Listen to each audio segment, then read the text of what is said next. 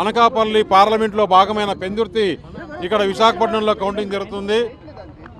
నేను దారిలో వస్తూ టీవీ డిబేట్లు చూసా.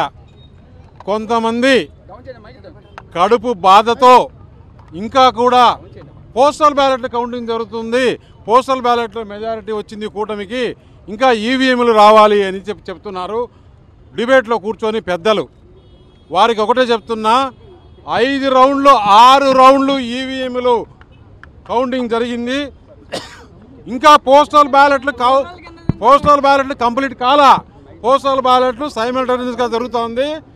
ఈవీఎంలో ఆంధ్రప్రదేశ్ ప్రజలు జగన్మోహన్ రెడ్డి ప్రభుత్వం పైన ఎంత కసి, కోపం, బాధ అన్నీ చూపించారో మనం చూసాం.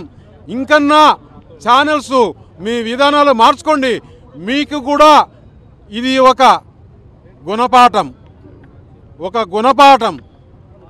ఛానల్స్ ప్రజలు ప్రభుత్వం ఏమి చేస్తున్నారు, ప్రభుత్వం ఎలా ఉంది అని చెప్పాల్సిన బాధ్యత.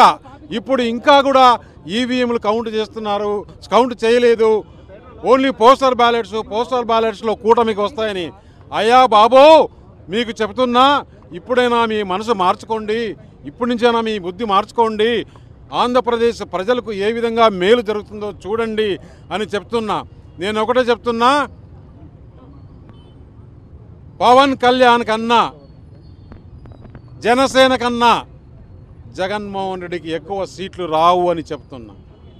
నేను ముందు నుంచి చెప్తున్నా, ఇప్పుడు చెప్తున్నా. ఇది ఒక తుఫాను కాదు. నిన్న చెప్పా, జగన్మోహన్ రెడ్డి నిన్న విజయవాడలో కనకదుర్గమ్మ గారు దర్శనం చేసుకొని మీడియా వాళ్ళు అడిగితే చెప్పా, వై నాట్ 175 ఉన్నారు కదా, మీరు అటు అక్షరం తీసేసుకుంటారా, ఇటు అక్షరం తీసేసుకుంటారా అని చెప్పా. వాళ్ళు ఆ రోజు ఇన్లా. ఈరోజు ఏమైంది?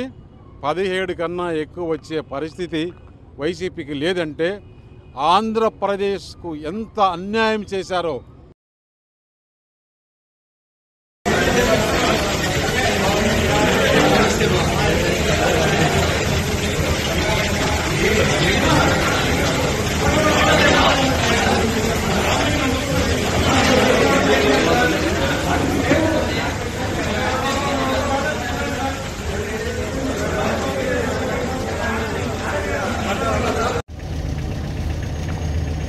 First